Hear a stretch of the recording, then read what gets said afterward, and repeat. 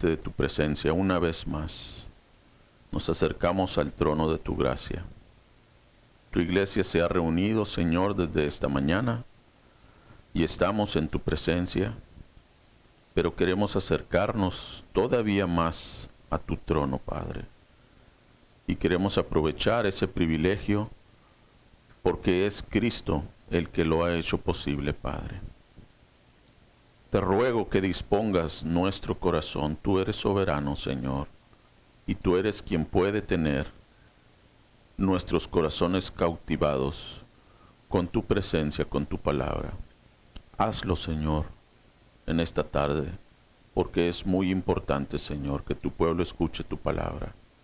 Te rogamos con humildad de corazón que tú hables a nuestras vidas y sigas transformándonos para tu gloria, Padre. Gracias por tu iglesia. En el nombre de Jesús oramos. Amén. Quiero que abran su Biblia allá en Marcos, capítulo número 7. He traído este pasaje en mi mente y en mi corazón ya por varias semanas, hermano, por varios meses quizá. Yo dije, bueno, Señor, ¿será que tú quieres que el día de hoy precisamente yo comparta de este pasaje? Y creo que sí, hermanos. Pero estoy convencido que Dios puso esto en mi corazón y pues quiero compartirlo con ustedes. Marcos 7, del 20 al 23. Déjenme leerlo. Marcos 7, del 20 al 23. Si ustedes lo tienen, síganme con su vista. Dice, pero decía que lo que del hombre sale, eso contamina al hombre. Porque de dentro del corazón de los hombres salen los malos pensamientos, los adulterios, las fornicaciones, los homicidios, los hurtos, las avaricias, las maldades, el engaño, la lascivia, la envidia, la maledicencia, la soberbia, la insensatez. Todas estas maldades de dentro salen y contaminan al hombre. Puesto que las escrituras son un libro, hermanos, o no son un libro de biología ni de anatomía, sino de teología. Cuando ellas hablan del corazón, hablan mayormente en un sentido espiritual y ético. Muy pocas veces se refiere al corazón como ese órgano que cada uno de nosotros llevamos, ¿sí? Siempre que habla la escritura del corazón, está hablando en ese sentido espiritual, ¿sí? Eso significa que para Dios es extremadamente importante nuestro corazón. Y yo así de curioso, quise checar cuántas veces se menciona la palabra corazón en la Biblia, en todas sus acepciones, ¿sí? Y esta palabra se encuentra 756 veces en toda la Biblia. 756 veces en toda la Biblia.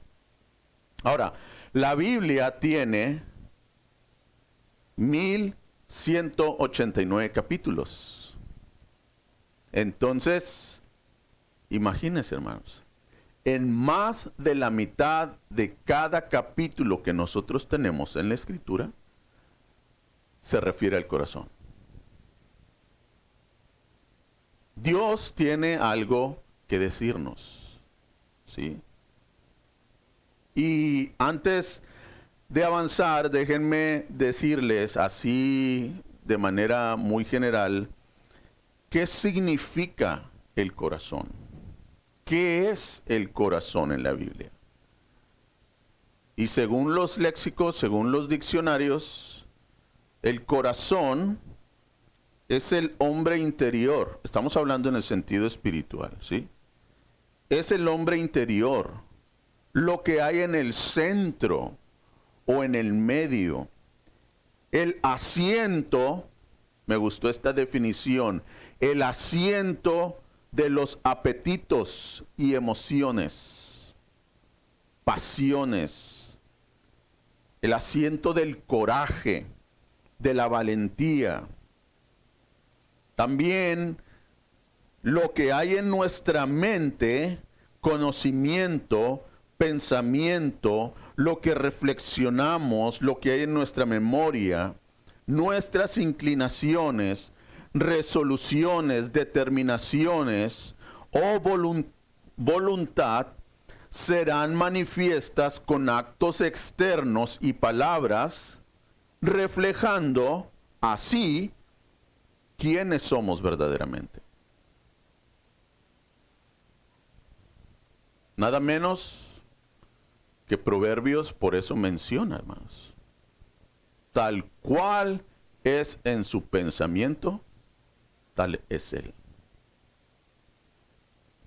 Entonces, si toda esta gama de aspectos o definiciones encontramos en la Biblia, claro que Dios tiene algo que decirnos al respecto. Y esto que nosotros encontramos en Marcos capítulo número 7, aunque no es una lista exhaustiva, pero sí es una lista muy explícita, hiriente, yo diría, hermanos, que nos ofende al ver estas palabras como que pican en nuestro orgullo. Y yo no sé a usted, o es más, hago esta pregunta. ¿Quién de ustedes se identifica conmigo? Levante su mano. ¿Quién de ustedes se identifica conmigo con algunas de estas faltas que menciona? Creo que todos luchamos, hermanos. Yo creo que todos luchamos con lo que Jesús está diciendo. Aquí te voy a explicar un poco acerca de este texto. Quiero ser en esta ocasión lo más práctico posible. ¿Sí? No me voy a adentrar a ver muchos detalles. Mi intención es ser práctico. ¿Sí? Lo que quiero lograr el día de hoy es que identifiquemos qué hay en mi corazón que necesita ser transformado por Dios. Eso es lo que quiero lograr. ¿Sí? Entonces, mientras estás escuchando este mensaje, tú, delante del rostro de Dios, al igual que yo, hagamos ese análisis, hermanos. Bueno, Señor, ¿qué hay en mi corazón que necesita ser transformado por ti? Yo creo que es muy importante, hermanos, para la iglesia, escuchar de manera práctica. Bueno, sí entiendo quién es Dios, sí entiendo la doctrina, sí, pero de manera práctica, ¿cómo yo puedo vivir? Sí, mi vida cristiana. Bueno, esa es mi intención. Tal vez no voy a lograr dar muchos detalles. No voy a estar definiendo, no me va a alcanzar el tiempo para definir cada una de estas palabras. Gracias, hermano. Pero bueno, al menos lo que quiero que nosotros veamos son tres cosas, hermanos. Y yo le he titulado a este sermón, El corazón del hombre delante de Dios. Es el título de mi mensaje. El corazón del hombre delante de Dios. Y quiero desarrollar todo este pensamiento, esta predicación en 3 puntos bien sencillos. ¿Sí? El corazón contaminado del hombre es lo primero que vamos a ver. Segundo, el corazón limpio del hombre y el corazón transformado del hombre.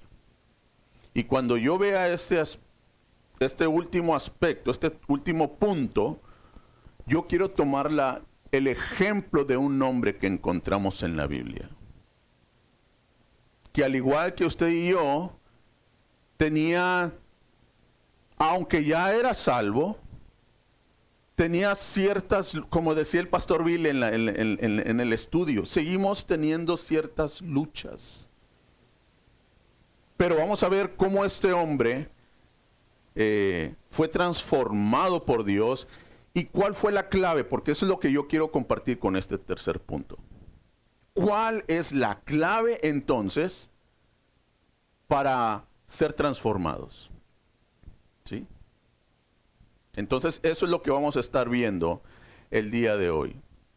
Y como para que algo quede bien claro, la enseñanza de todo este mensaje es hermanos. El corazón, yo quiero que entendamos algo, ¿sí? El corazón de un verdadero hijo de Dios no es el mismo que de un incrédulo. El corazón de un verdadero hijo de Dios no es el mismo que el de un incrédulo. Ten en cuenta esto. Entonces, déjame comenzar. Dice la Escritura entonces, pero decía que lo que del hombre sale, esto contamina al hombre. Jesús dijo estas palabras en referencia a cómo unos fariseos y unos escribas fueron a confrontarlo porque sus discípulos estaban comiendo con las manos inmundas o sucias. ¿Sí? Eso es todo el contexto de lo que está sucediendo. Y entonces tenían sus tradiciones y Jesús, hermanos, les confronta a ellos con su pecado y les dice, ¿no?, que no es lo que entra en el hombre, sino lo que sale del hombre. Nosotros ya podemos leer el contexto de las palabras de Jesús. ¿Sí? Entonces, se está refiriendo a personas religiosas. Personas que supuestamente leían la Escritura. Y la base de estas palabras de Jesús en referencia a esas personas es de que estas personas no eran salvas. Y una persona que no es salva vive manifestando estos pecados. No hay libertad, como se mencionaba en el estudio de esta mañana. Están esclavos. Su corazón, viven practicando, viven dominados por estas prácticas. Y otra vez, aunque la lista no es muy exhaustiva, pero sí es muy específica. Y menciona malos pensamientos, adulterios, fornicaciones o inmoralidades sexuales, homicidios, hurtos, avaricias, maldades, engaño, lascivia, envidia, maledicencia, soberbia, insensatez. Y usted puede leer el resto de la Biblia y va a encontrar todavía una lista más y más y más exhaustiva. ¿Sí? El corazón contaminado del hombre, en este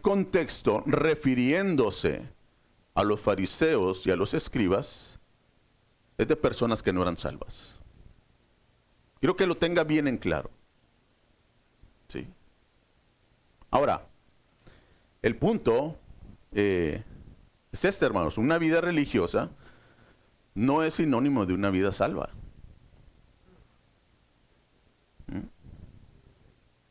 Una vida religiosa no es sinónimo de una vida salva. ¿Qué es entonces una vida salva? Bueno, una persona que ha sido obviamente perdonada, redimida por la sangre de Cristo, por su gracia, por su misericordia. Nosotros ya lo sabemos, ¿sí? Ese es mi segundo punto. El corazón limpio del hombre. Si estas palabras Jesús se refirió a gente no salva, bueno, hermanos, nosotros somos personas salvas. Amén. A menos de que usted todavía esté siendo esclavo del pecado. A menos que todavía no encuentre esa libertad que Cristo viene a dar. A menos de que usted rechace esa oferta que Cristo le hace, de que en Él puede tener perdón y salvación y liberación.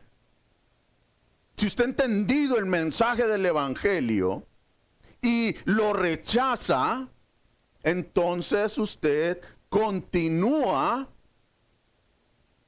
con un corazón que manifiesta estas cosas.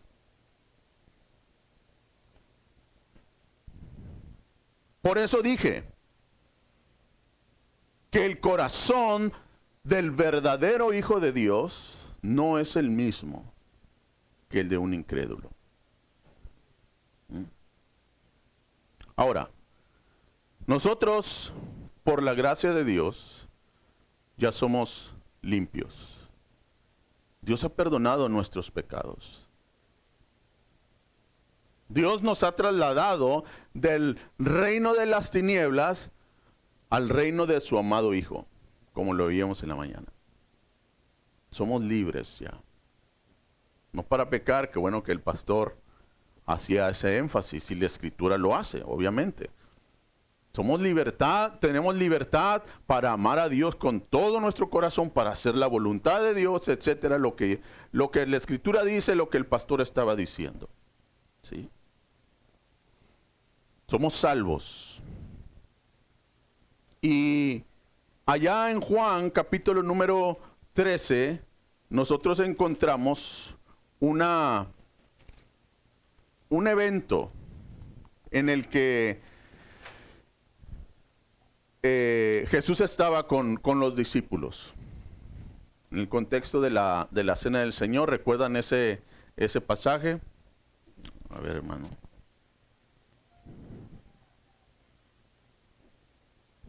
Gracias. Quiero leer esta porción de la Escritura,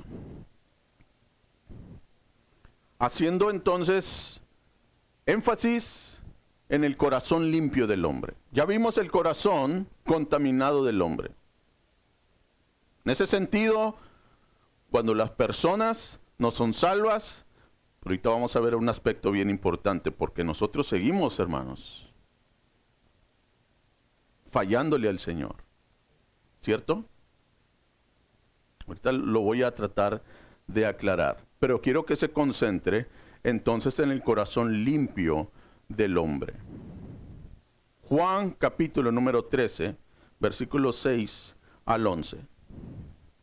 Sígame con su vista. Entonces vino a Simón Pedro y Pedro le dijo: Señor, ¿tú me lavas los pies? Respondió Jesús y le dijo: lo que yo hago, tú no lo comprendes ahora, mas lo entenderás después. Pedro le dijo: no me lavarás los pies jamás. Y Jesús le respondió: si no te lavare, no tendrás parte conmigo. Le dijo Simón Pedro: Señor, no solo mis pies, sino también las manos y la cabeza. Jesús le dijo: el que está lavado no necesita sino lavarse los pies, pues está, ¿qué dice? Todo limpio, y vosotros limpios estáis, aunque no todos. Porque sabía quién le iba a entregar, por eso dijo, no estáis limpios todos. Juan, en este caso Pedro, perdón, había sido salvo. Cristo ya había hecho la obra en su corazón. Lo mismo que a nosotros, hermanos, ¿cierto? Somos personas salvas, somos limpios. En ese acto que el Señor realizó, ya Él nos ve como personas limpias, no contaminadas, porque Él nos ve a través de Cristo. Es algo que Dios ya realizó y que nosotros debemos de apropiarnos de esa verdad. ¿Sí? Pero hablando en sentido práctico, es lo que a mí me interesa. Es lo que yo voy a estar enfatizando ahorita un poco más. Nosotros encontramos, hablando del corazón limpio del hombre, cómo Dios hace esa obra en el corazón y se refiere precisamente a esa limpieza que Dios ha traído a nuestra vida. Hay otro evento en el que ustedes están familiarizados con Pedro, allá en Hechos capítulo número 10, versículos del 9 al 16. Y vean lo que dice la Escritura, hermanos. ¿Sí? Hechos 10, del 9 al 16. Al día siguiente, mientras ellos iban por el camino y se acercaban a la ciudad, Pedro subió a la azotea para orar cerca de la hora sexta. Y tuvo gran hambre y quiso comer. Pero mientras le preparaban algo, si hubiera sido dominicano, ¿qué hubiera sido? Mangú o tres golpes. O si hubiera sido mexicano, unos tamales, hermano, con unos champurrados, ¿no es cierto? ¿Ah?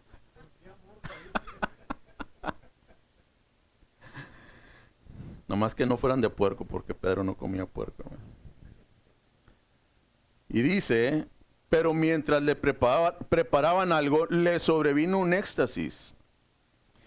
Y vio el cielo abierto y que descendía algo semejante a un gran lienzo que atado de las 4 puntas era bajado a la tierra, en el cual había de todos los cuadrúpedos terrestres y reptiles y aves del cielo.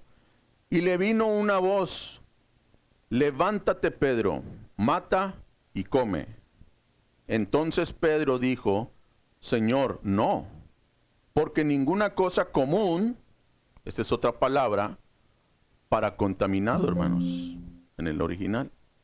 ¿Sí? Común o contaminado o inmundo son la misma palabra en el griego. Ninguna cosa común o inmunda he comido jamás. Volvió la voz a él la segunda vez: lo que Dios limpió, no lo llames tú común. Entonces se hizo 3 veces y aquel lienzo volvió a ser recogido en el cielo. Vemos aquí la obra, la obra de un corazón que Dios ya había limpiado. Y Dios le tenía que mostrar a Pedro: hey, tú no llames común algo en lo cual yo ya he limpiado. No lo llames inmundo. ¿Sí? Repito otra vez, hermanos. El corazón del verdadero Hijo de Dios no es lo mismo que el corazón de un incrédulo. Nosotros hemos sido limpios por Cristo. ¿Sí? Las palabras de Jesús eran en referencia a corazones que todavía no habían sido perdonados. ¿Estamos de acuerdo? Lo que Jesús menciona en Mateo 7 es en referencia a esos escribas, a esos fariseos que estaban muertos en sus delitos y pecados. Insisto, pero nosotros somos distintos, hermanos. Dios nos ha dado un corazón nuevo. No es el mismo que el de los fariseos y escribas en el contexto de Marcos capítulo número 7. Ahora, la realidad es de que seguimos pecando, hermanos. Seguimos contaminando nuestro corazón. Sí. Y algo, hermanos, algo tiene que pasar para que de manera práctica, escuche, mi énfasis es en el sentido práctico, no en el sentido, en la posición en la que estamos en Cristo. Ya estamos limpios, ya somos salvos, yo no hablo de ese aspecto de la salvación, pero estoy hablando del sentido práctico de nuestra salvación. Todavía seguimos pecando. ¿Sí? Y aunque nuestro corazón ya no es el mismo, porque Dios nos ha transformado, pero muchas de las veces, como que queremos ir al bote de la basura, hermanos, y sacar de ahí ese desperdicio que Dios ya había echado y volver a traerlo a nuestra vida. Sí. Ahora, yo te quiero retar algo. Sí. Te quiero retar a que en una escala del 1 al 10, 1 siendo lo malo, 10 siendo lo bueno. Es más, si tú quieres apuntar en una libreta o en tu misma Biblia, o sacar este listado en el que menciona aquí el Señor Jesús, que tú te ubiques, que tú ubiques tu corazón. Sí. Bueno, en el aspecto de los malos pensamientos, ¿dónde me ubico yo en la escala?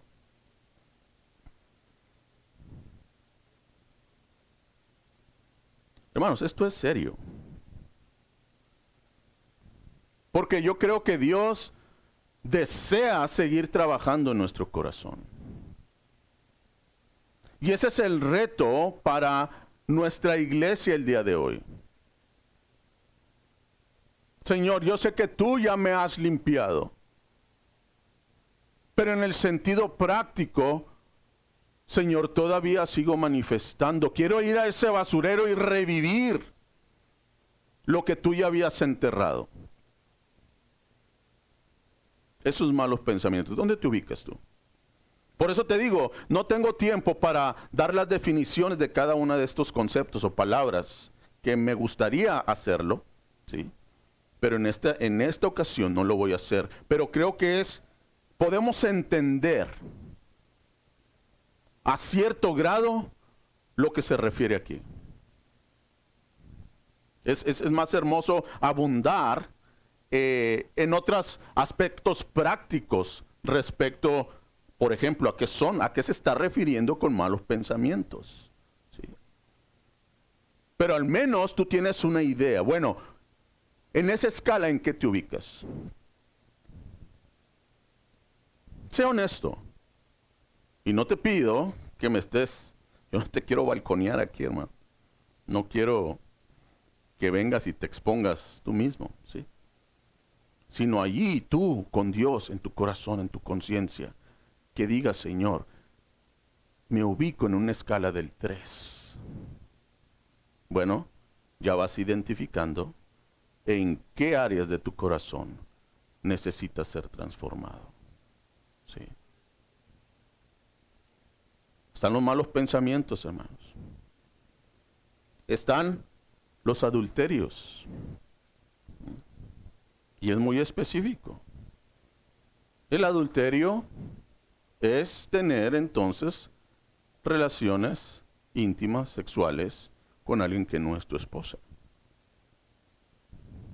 que no es tu esposo, que entra dentro de la gama de las fornicaciones o de la inmoralidad sexual, pero se clasifica de una manera distinta en sí el acto. Sí. A lo mejor muchos pueden decir, gracias Señor, porque he sido fiel a mi esposo por tanto tiempo. ¿Sí? Pero ¿qué dice Mateo 5, hermanos? Que cualquiera que ve a un hombre, no solamente a un hombre, porque el adulterio visual no es cuestión solamente del hombre, sino de la mujer también.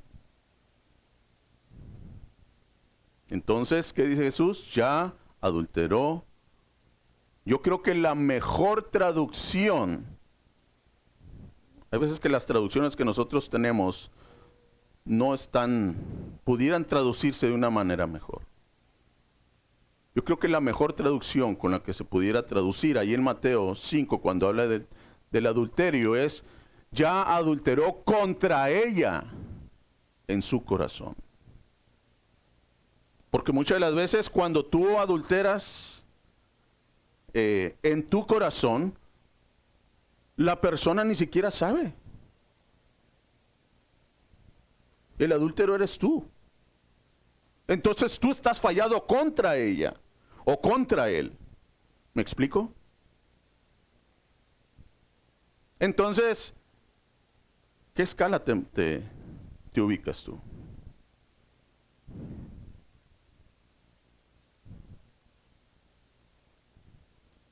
Las fornicaciones. ¿Qué son las fornicaciones? Todo tipo de inmoralidad sexual. Todo tipo, hermanos. No solamente es tener relaciones sexuales fuera del matrimonio, estando casado. La primera se refiere a hombres o mujeres casados que tienen una relación íntima sexual con alguien fuera, o con alguien que no es su esposo, su esposa, su cónyuge. Las fornicaciones, las inmoralidades sexuales, tener relaciones íntimas sin estar casados. Pero estas relaciones o estas inmoralidades sexuales se pueden clasificar o entran muchas cosas dentro de ella, hermanos. Nómbralas tú. Erotismos, pornografía, ¿qué otras cosas? Todo tipo de inmoralidad sexual, de impureza sexual.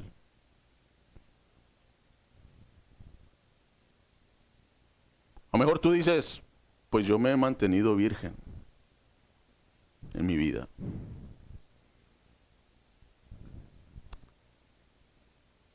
Pero ves pornografía. Es un tipo de inmoralidad sexual. O cualquier otro tipo de impurezas. ¿En qué escala te ubicas? Del 1 al 10. Homicidios. Y aquí pudiera entrar, no otro. Ay, Señor, yo nunca le he quitado la vida a nadie.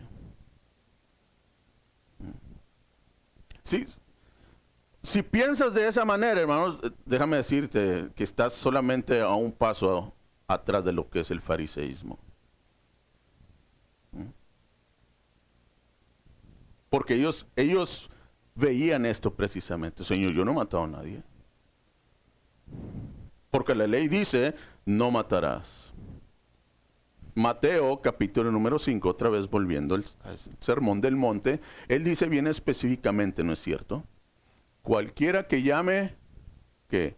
fatuo, cualquiera que se enoje, etcétera, ya es culpable. ¿No es cierto? Ahora, si ampliamos, si vamos más a la raíz, más profundo, tratar de encontrar el punto de la raíz de los homicidios, que es el enojo, ¿en dónde te ubicas tú?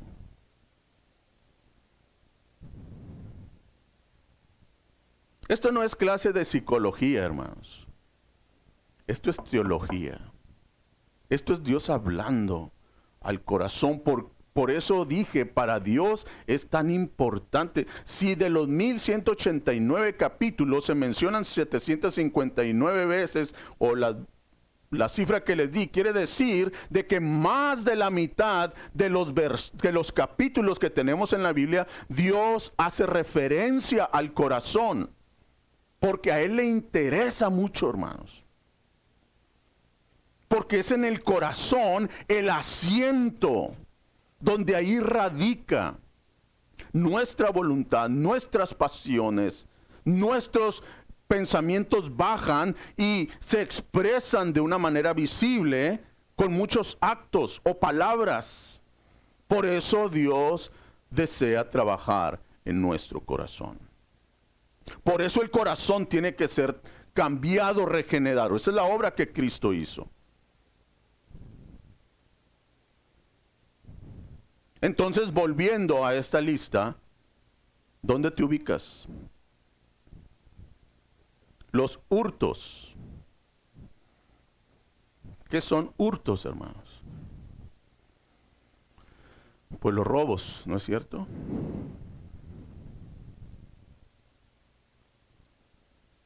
Avaricias. Por eso me gustaría tener tiempo para explicar de una manera más clara a qué se está refiriendo estas palabras. Pero no hay tiempo. Las maldades, el engaño, la lascivia, la envidia, la maledicencia, la soberbia, la insensatez. Llévate esto de tarea. ¿Sí? De veras, hermano, de veras, hagámoslo. Una lista. Y con un corazón humilde, digamos, Señor, yo me ubico aquí. Tal vez espero que tanto tú como yo, ese análisis en nuestra vida, demuestre más fortalezas que debilidades. Pero si en todas las áreas estás muy débil, hermano, no te preocupes. Tenemos un Dios que es especialista en transformar corazones. Sí. Y Él quiere conformarnos a la imagen de su Hijo Jesucristo. Es el propósito de Él. Todas estas maldades de dentro salen y contaminan al hombre. Otra vez, nosotros tenemos un corazón que ha sido limpio por la sangre de Cristo. Sí. En la práctica seguimos fallando. Si tú haces tu análisis, sabes entonces de manera objetiva en qué necesitas estar trabajando. Ahora sí, déjame decirte de este hombre, del corazón transformado de este hombre. Sí.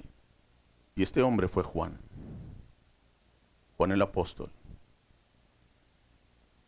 Y me gusta pensar en Juan porque sí escuchamos nosotros de Pedro, sí escuchamos nosotros de Pablo, pero me gusta porque a ellos, o a él y a su hermano, se le denominan, aquí en el Evangelio de Marcos, con un sobrenombre. ¿Cuál era? Boanerges. ¿Sí? ¿Qué significa qué? Hijos del trueno. Este hombre era explosivo, hermanos. Este hombre de veras que sí. echaba la red y no sacaba un pez, mejor ni que te le acerques, hermano. Explotaban. Y yo te voy a mostrar lo que un corazón limpio, cuando Cristo lo redime y lo cambia, y cómo en su vida y al final de su vida, la diferencia de corazón de cómo empezó. ¿Sí? Entonces, acompáñenme en este viaje, hermanos, así rápido. Mateo 4, del 18 al 22,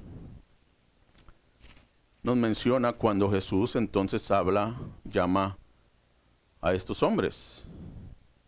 Mateo 4, del 18 al 22, dice: andando Jesús junto al mar de Galilea, vio a dos hermanos, Simón llamado Pedro y Andrés su hermano, que echaban la red en el mar porque eran pescadores, y les dijo: venid en pos de mí, y os haré pescadores de hombre. Ellos entonces, dejando al instante las redes, le siguieron.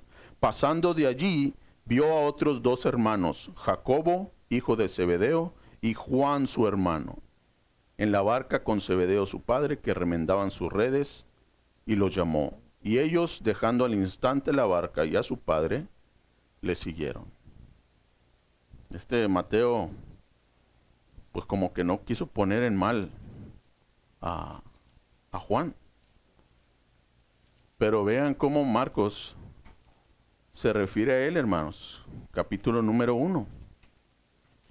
Marcos 1, del 16 al 20, el mismo evento. Andando junto al mar de Galilea, vio a Simón y a Andrés su hermano, que echaban la red en el mar porque eran pescadores, y les dijo Jesús: venid en pos de mí, y haré que seáis pescadores de hombre. Y dejando luego sus redes, le siguieron. Pasando de allí un poco más adelante, vio a Jacobo, hijo de Zebedeo, y a Juan su hermano, también ellos en la barca, que remendaban las redes, y luego los llamó, y dejando a sus padres Zebedeo en la barca con los jornaleros, le siguieron. Mismo evento, ¿sí? Pero fíjate en el capítulo número 3 de Marcos, versículo número 17. Cuando Jesús entonces elige a los 12 apóstoles. Ni modo, Mario, aquí no estás, hermano. No está tu nombre. Versículo 17. A Jacobo, hijo de Zebedeo, y a Juan, hermano de Jacobo, los mismos que menciona, ¿no? Capítulos anteriores. A quienes apellidó Boanerges, esto es, hijos del trueno. Y cuidado, hermanos, con el carácter de estos hombres. Estos mismos, yo les quiero recordar nada más una parte del carácter de ellos, en el cual, aunque ya Cristo había hecho la obra, ellos seguían manifestando ciertas faltas, ¿sí? Y yo les quiero recordar de un evento particular de Juan y su hermano. Lucas capítulo número 9. Versículos 51 al 56. Cuando se cumplió el tiempo en que él había sido recibido arriba, afirmó su rostro para ir a Jerusalén y envió mensajeros delante de él, los cuales fueron y entraron en una aldea de los samaritanos para hacerle preparativos. Versículo 53, mas no le recibieron, porque su aspecto era como de ir a Jerusalén.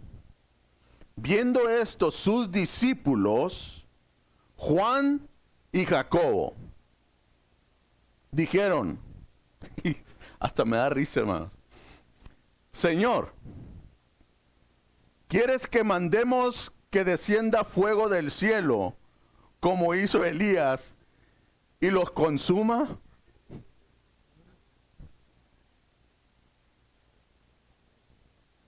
¿Por qué expresaría estas palabras Juan? Obviamente que ellos tenían conocimiento, hermanos, del Antiguo Testamento. ¿Recuerdan ese evento del último capítulo de Primero de Reyes, segundo y primer capítulo de Segundo de Reyes. Creo que era Ocosías, no.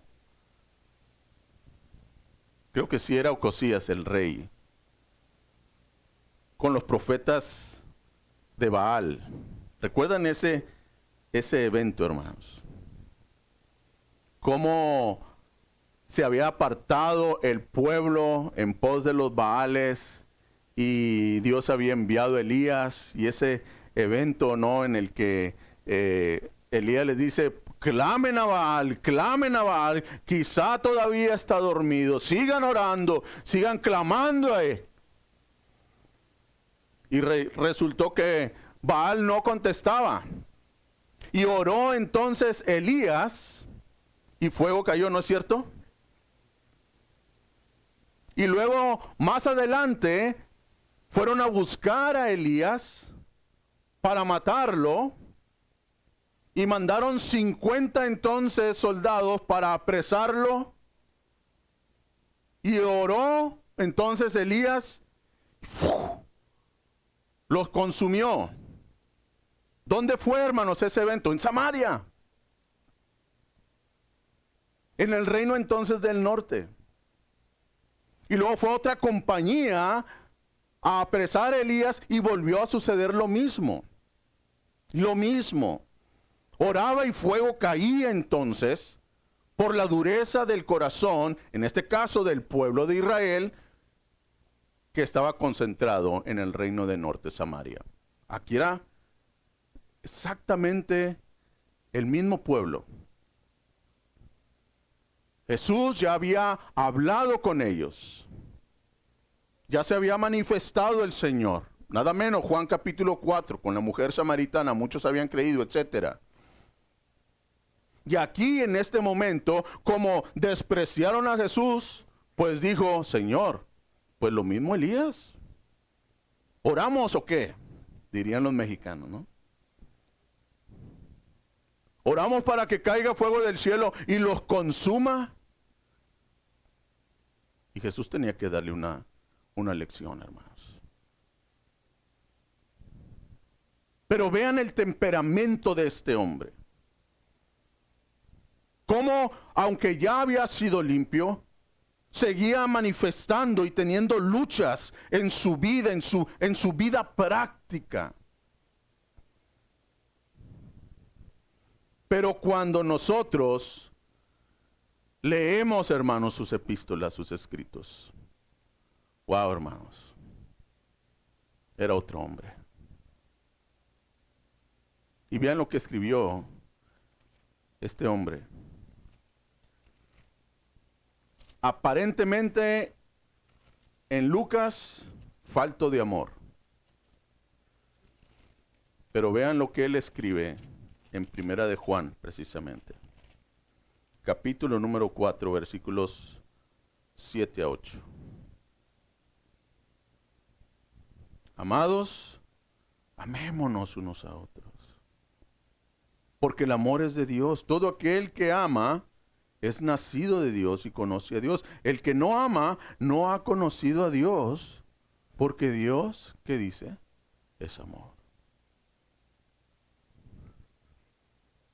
En su evangelio, él decía: en esto conoceréis que sois mis discípulos, si tuviereis amor los unos para con los otros. Tú ves a un Juan que al principio de su vida cristiana, aunque ya era limpio, hermanos, seguía manifestando luchas en su corazón.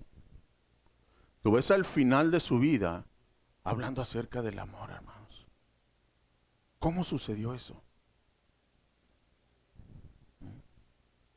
Yo te voy a decir la clave. Comunión con Cristo, hermano. Si tú quieres ver cambios en tu vida, vive no cercano a Cristo, vive adherido a Cristo, aferrándote a Él. Es la única manera, hermanos.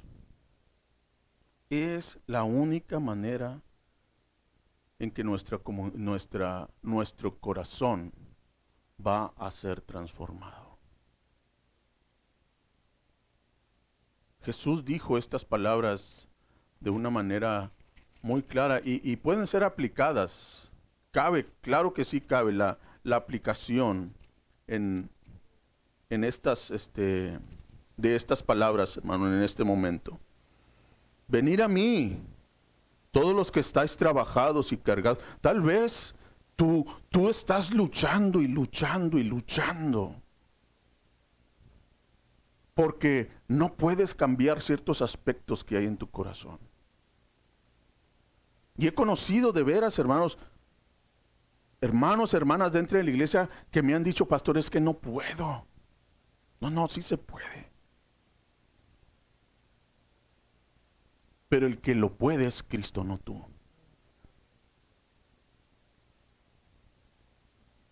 Y entre más consagrado estés al Señor, más cambios en tu corazón se van a estar produciendo. Sí. Y Él dice aquí, venid a mí todos los que estáis trabajados y cargados, y yo os haré descansar, llevar mi yugo sobre vosotros. Esta es la clave, hermanos. Es someternos al yugo de Él. Y los que saben de campo, saben de arado, saben a lo que se está refiriendo. Yo no nací en el campo, hermanos. Mi cuna fue de oro. Pero oro chapeado, hermanos, no creen que... No, hombre, ni siquiera de ese, yo creo. Pero el yugo, dicen los que saben de esto, que se coloca un animal ya amaestrado junto a uno nuevo. Y entonces apenas le pones el yugo al nuevo y empieza a querer zafarse de ahí. ¿Sí? Y la función de entonces del yugo es de que el animal nuevo vaya aprendiendo entonces de este ya amansado. Y que vayan los dos juntos, ¿sí? Y que vaya aprendiendo. Esa es la imagen que Jesús está diciendo. Hermanos, somos cabezones. Somos duros de cerviz muchas de las veces. Pero es que ya soy salvo. Sí, eso no. La obra de Cristo nadie lo va a negar. Pero ¿qué en tu manera práctica? ¿Cómo vives a Cristo en tu vida diaria? Y tal vez sigas teniendo luchas con el enojo, sigas teniendo luchas con la lascivia, sigas teniendo luchas con el adulterio, sigas teniendo luchas con la mentira. Tú defínelo. Tú ubícate en la presencia de Dios y ahí frente a frente con Él, acuerda con Él. Y no le digas, no trates de decirle, no, Señor, yo no tengo este problema. No, porque dice Juan que a Dios no lo podemos hacer mentiroso. Entonces, si tú ubicas lo que sea que ubiques que hay en tu corazón, que Dios necesita hacer, necesita transformarlo, hermanos, entonces humillémonos. Sí. Humillémonos delante de su presencia. Y hay mucho más que hablar, hermanos, respecto al cómo. ¿Sí? Hoy me limito nada más a decir tu comunión con Cristo. Tu comunión con Cristo. El cómo vivir esa comunión, bueno, eso ya es para otro sermón.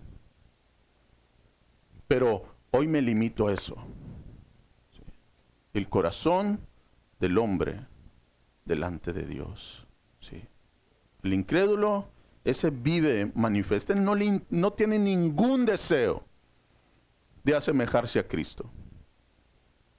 Pero nuestro corazón es distinto al de ellos y mi deseo debe de ser ser como Cristo. Sí. Ahora, si tú no tienes ese deseo en tu corazón, te invito a que te arrepientas de tus pecados y vengas a Cristo. Sí. Porque sigues viviendo en delitos y pecados. Sí.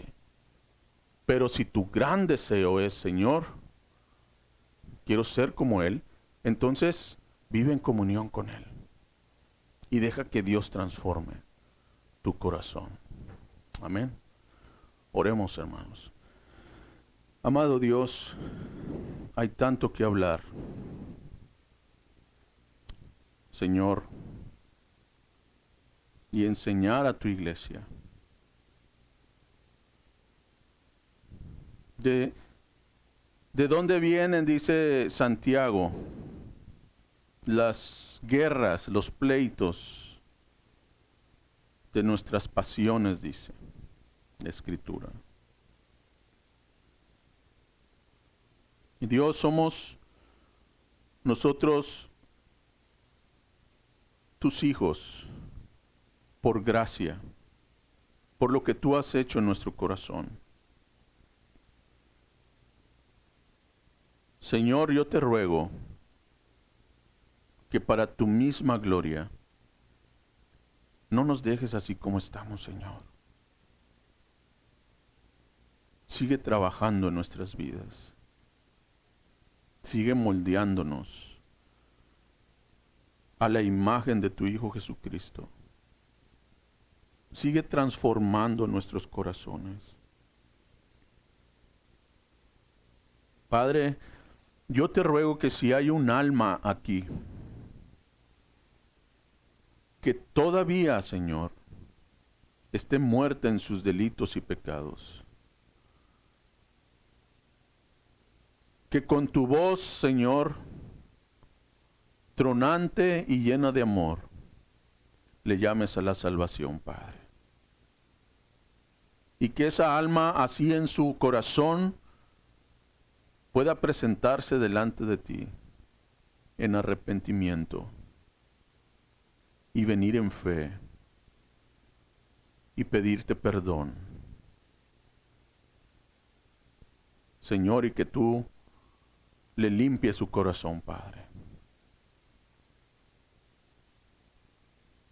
Y que también, al igual que el resto de tus hijos, sigas transformándonos, mi Dios. Danos en tu gracia, Señor, la habilidad para poder vivir en comunión contigo y lo que ésta implica, Padre. Ayúdanos. Gracias por tu iglesia. Gracias por este tiempo. Y gracias por tu palabra, Señor. En el nombre de Jesús. Amén.